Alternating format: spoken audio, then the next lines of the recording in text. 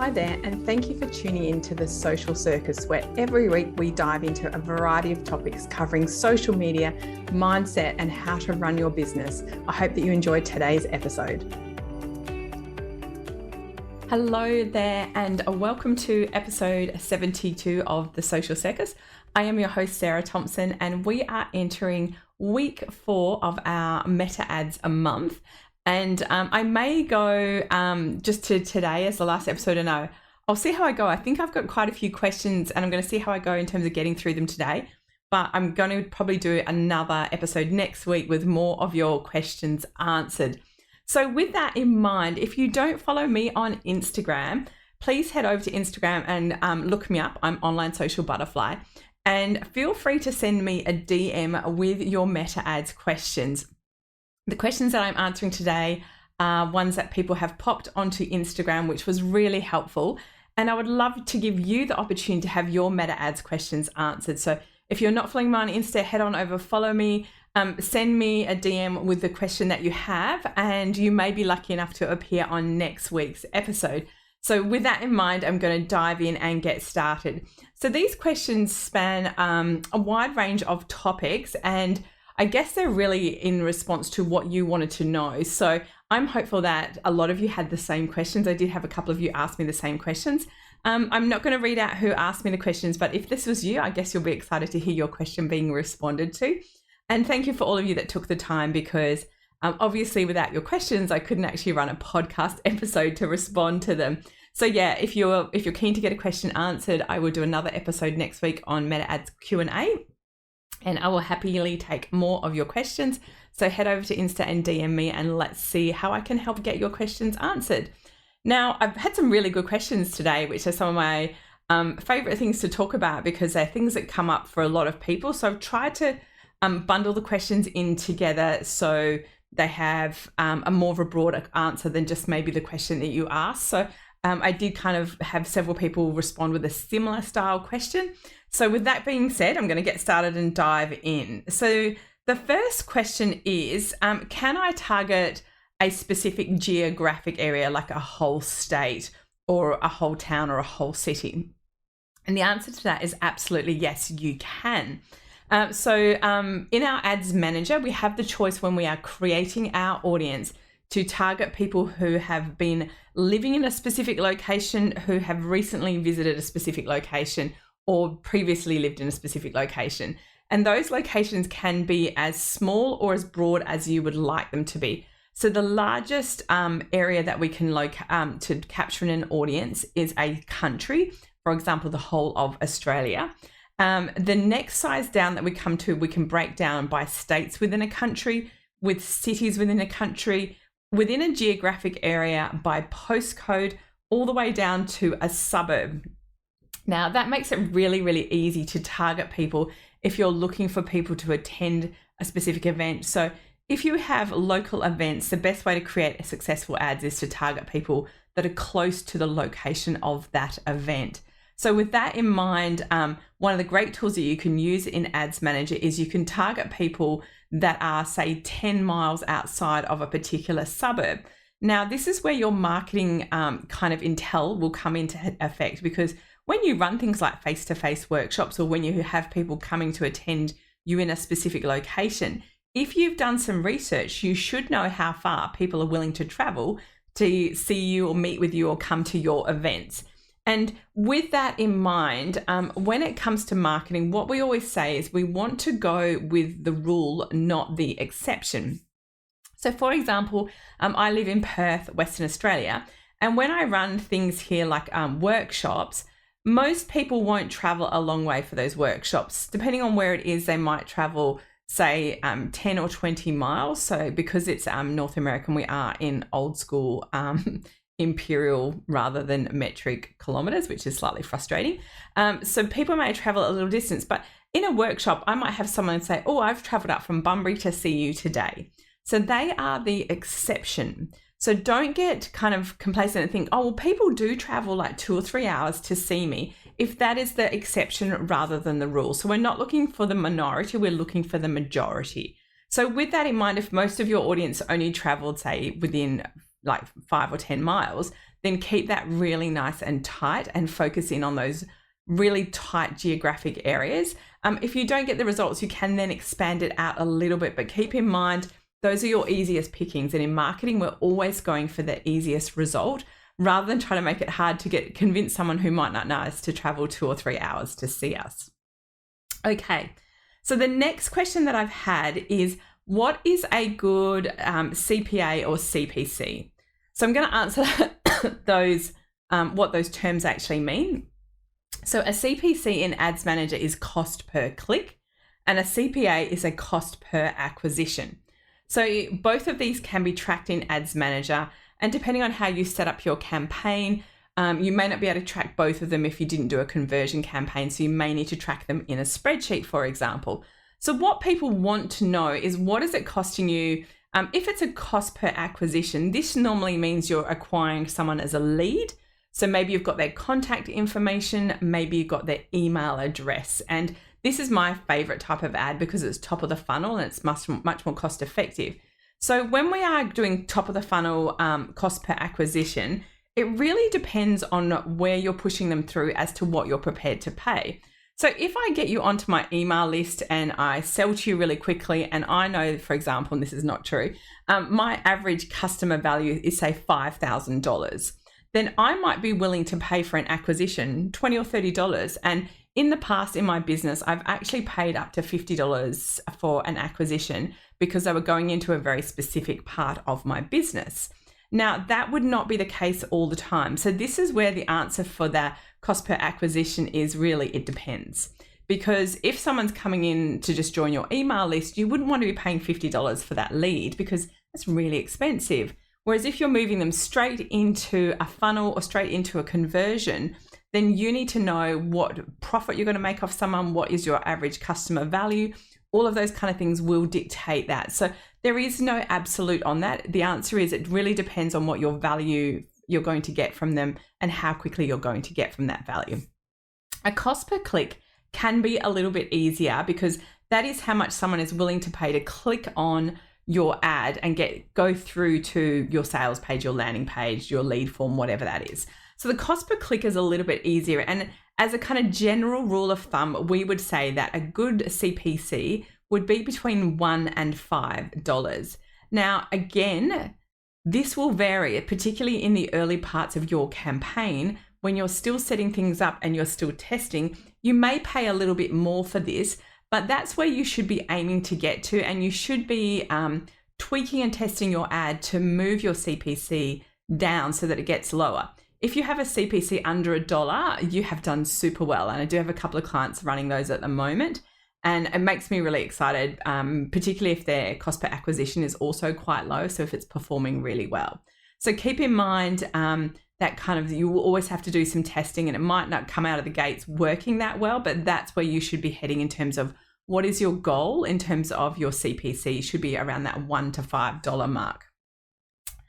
The next question is, what is a good size for an audience in a meta ad? And I have opinions on this, and I thought I actually will Google it and see what the current school of thought is on this, because again, if you have an audience that's too small, Meta won't let you run an ad with an audience that's too tiny. So keep that in mind. It will tell you you can't run an ad if your audience size is too small. From a marketing perspective, you would really want a decent size audience. I would say the minimum size I would want to run an ad for is about 250,000. Other people might say 500,000 and other people might say 1 million, but it's fair to say that if it was smaller than that, you're going to struggle to have it put in front of enough people, get enough reach and impressions, and therefore get enough conversions as well. So keep all of that information in mind. Now, in terms of a maximum, I would say 2 to 3 million is probably as big as your audience would want to be. Otherwise, it's going to get too broad. And the other thing is, if it gets too big, you probably should consider splitting those audiences so you can test them. So for example, if I set up an audience that might be a lookalike audience from my website traffic, and then I set it to say, I'll hit Australia. So I go a lot of Western speaking countries, like English speaking countries. So I might go Australia, New Zealand, Singapore, Hong Kong, USA, Canada, England, Ireland, and then maybe South Africa and Zimbabwe. Now, if I do lookalike audiences for all of those countries, it's going to be in the millions. Now, the problem with that is that all of those countries have slight variations in the way in which we message them, the way in which we speak to them. So if your audience is going to include all of those, my recommendation would be to break it down into different ad sets and test those different countries, because I know from experience in my ads, some of those countries perform way better for the specific types of ads that I run. And thank you to all those in North America, so USA and Canada. My ads always perform so much better with you guys than they do in Australia, which always makes me giggle because I'm very obviously Australian, I have a very Australian accent. And yet for some reason, my ads seem to perform better there. May have something to do with the fact you guys have a massive population compared to Australia. So with your audience size, you want to start at around that 250,000, getting to a couple of million. If you do want to target larger audiences, then I would suggest you split them up and have different ad sets for those different geographic regions. So you can then test, like if I'd lumped all of my ads like Australia and USA and Canada into one group, I would have not known which region was giving me those better performing results. Whereas because I split them into different ad sets, it was really clear what country was giving me the better results, and therefore I could turn off my Australian ads and keep my North American ads running. So keep that in mind, that if you don't do that testing and splitting, you can't see which part of your audience is working and why. All right, so how long before you make amends to your ad? And I know that I talk a lot about testing of ads, and this is something I really genuinely struggle with myself. Ideally, you're looking for, we're calling them actions, or in Ads Manager, it's called a result. So with a campaign, you will have suggested that they create different results. So your result might be filling out a lead form. It might be sending you a message. It might be going to your landing page or your sales page, for example. So whatever that result is, you would like to get, what we would like you to get, ideally, at least 100 results through before you start playing with your ad. So with that in mind, the ad will do some testing and it goes through what we call a learning phase. Now, it doesn't exactly work around that 100, but it also knows that it has to have what we would call statistically reliable data. And so if your ad, and I've done this myself, I've run ads to get people to book me as a coaching client. And when the ad was first running, I was paying like $60 or $70 for someone to fill out a lead form. And I was like, oh my gosh, this is going to cost a fortune. I need to turn this ad off, or I need to edit it. And by the time I got to 100 lead forms, it was down to about $20. I just had to be patient and give it time to run. And that's one of the hardest things in your ad, is letting it run its course, seeing how it performs. Because in the early days, remember, the algorithm is putting your ad in front of people and it's doing its own learning, and it says learning in there. So do let it do its learning, and do be patient and allow yourself to get to those 100 results before you start faffing around with your ad. And with that in mind, try not to change too much. Try not to go crazy with that. So let yourself get to those 100 results before you start tweaking any component of your ad. Now, that question beautifully leads me into, what parts of my ad should I be changing and in what order? And that's such a good question, because there are always different variables within our Ads Manager of parts of our ad that we can change and test. Now, what I really want you to focus in on is only testing one variable as you make changes. Now, when I set up ads, I always test 6 images. That is my preference to do, because testing images is the easiest thing to do. And it's also one of the things that I have my very own strong biases against, because I will always choose an image and go, I love that one, it's my favorite, I bet it works. And I always get it wrong. So it reminds me that at the other side of my ad is a human being, and they will respond in their own way to my ad. So it's always worth testing images first, because they are the easiest thing to test, all right? And once you get a winner, then you can kind of go, right, well, that's the winning image. I'm going to test another variable. And I like to test. So I will test the image first. I will then test audiences and then placements. And interestingly, the last thing I test is my call to action button, the headline, and then the very, very last thing I always edit is ad copy. And it's really interesting, because I think that's often one of the things that we labor over the most. Now, that is my methodology and strategy. I'm not saying that other people don't test it in other ways. And I've worked with ad agencies who do meta ads, and they will test all of those components. So they often have 200 or 300 ads running at any given time testing, which is a really fast and effective way to do it. I would say, whilst that's wonderful, that would be quite hard for you to do yourself. And even as someone I'm very capable when it comes to meta ads, I still struggle to do enough testing. And so my testing tends to be longer because I don't have the mental space to kind of sit and looking at my ads, setting up 200 or 300 ads and testing every single variable. I tend to test one, then move through. If you're under time pressure, for example, you're trying to fill a workshop, that kind of testing can be really hard. So you want to keep that in mind.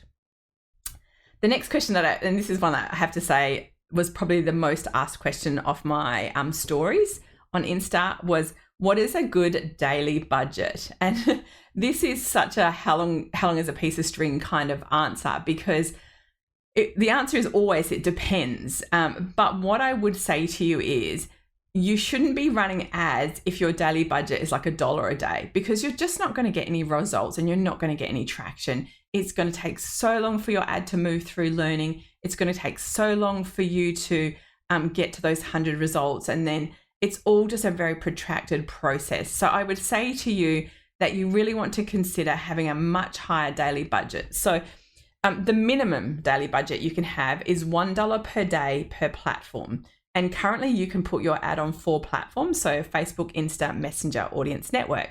So if you were running it across all 4 platforms, your minimum daily budget would be $4. Now, I would never run a campaign with that low, mainly because I have no patience and I couldn't be bothered waiting for the results. So I always start an ad campaign and I will always put $100 a day on it for the first 2 or 3 days. And that's because I want to move through that testing phase. I want to get to those 100 results really, really quickly, because then I can start tweaking and testing and measuring.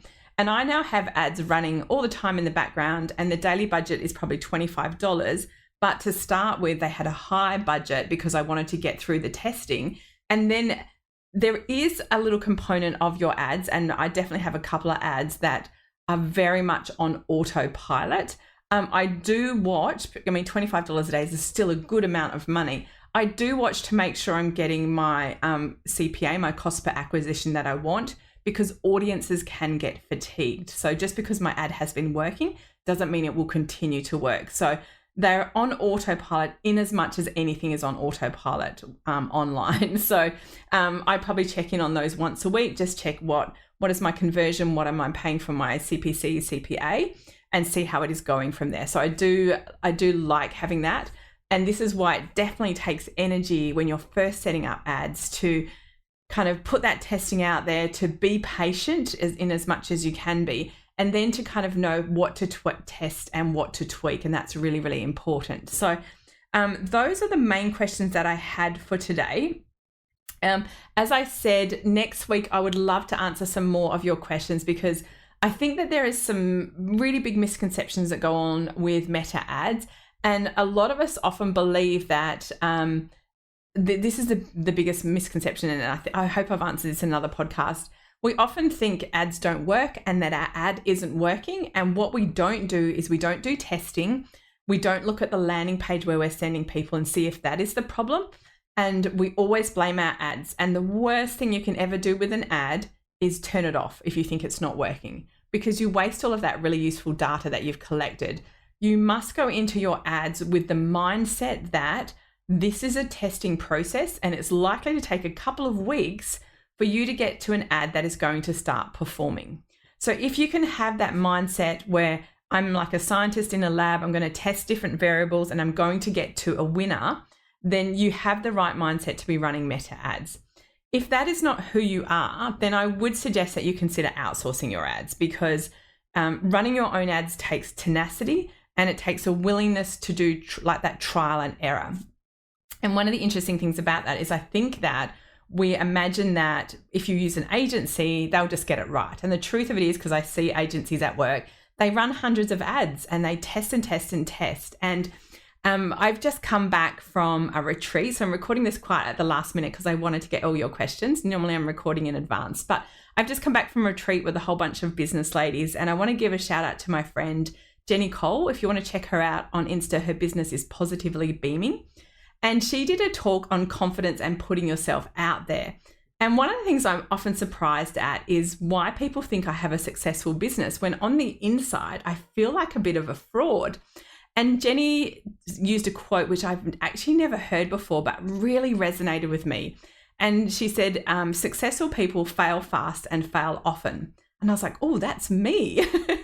And so I had this moment of actually realizing I am successful, but I do fail fast and I fail often. And I added to that with tenacity because this is why I think, do people think I'm inspirational? Because I think I fail at a lot of things.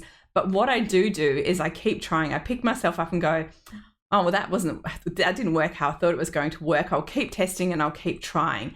And if you can have that, like write it down, fail fast, fail often, that is the perfect mindset for running meta ads. Because if you don't try and you think something isn't working and you turn it off, that is a terminal failure. You can't recover from that. Whereas if you fail fast and often and you go, wow, that didn't work, bummer, I'm going to try again, you will have success. And this is why I guess my ads are successful, is because I do try, I do test, and I do make sure that they work eventually. Sometimes I get the grumps with it because I don't have the bandwidth to keep my testing. So when I'm approaching doing testing on ads, I'll make sure I have space in my diary to allow that testing and revision time, because I don't want to just throw my money at ads and just hope for the best. So I hope that today's episode has been really helpful. As I said, I'm going to do another Q&A next week. So if you have some questions, send me a DM on Instagram. I'm at Online Social Butterfly. To say, hey, Sarah, listen to your podcast. I've got a question. I would love to answer some more of your questions about meta ads, because I truly believe they are such a fantastic way to grow your business. And you do not want to be missing out on this opportunity. Don't think the ads are done. Don't think the ads don't work anymore, that you have missed the boat. That is absolutely not the case. I run ads every single day in my business that grow my business, bring in sales, add new emails to my customer list. So I hope that you're inspired and excited about it. I will just do a little plug as well. I will pop the link in the show notes, but I'm currently got a bundle on my Meta Ads courses, which have been newly updated, and you can buy 3 of my courses for the price of 1. So I've got 3 courses. One's called Meta Ads Made Simple, one's called Ads Accelerator, and one's called List Builders Lounge. And all of those 3 courses are going to give you the absolute confidence to start using ads in your business, start using more advanced features, and learn how to grow your email list successfully using ads. So those are normally $990 each, and at the moment you can buy all 3 for $990. So the Ultimate Ads Bundle will have a link to you in the show notes. If you do, go jump over to Instagram. It is on the link in my bio there, or send me a DM and say, Sarah, what was that deal? It is only available for a short time. So if you're keen, go and check it out. I've loved answering your questions, and I look forward to catching you the same time next week on The Social Circus. Thanks so much for tuning in to The Social Circus. As your host, Sarah Thompson, I am thrilled that you've chosen to spend your time hanging out with me. I would be so grateful if you could spare an extra moment to go and leave me a review on your favorite podcasting platform. And if you even felt more excited, you could share my podcast with your friends who you think would get great value from it. Thanks so much again for tuning in.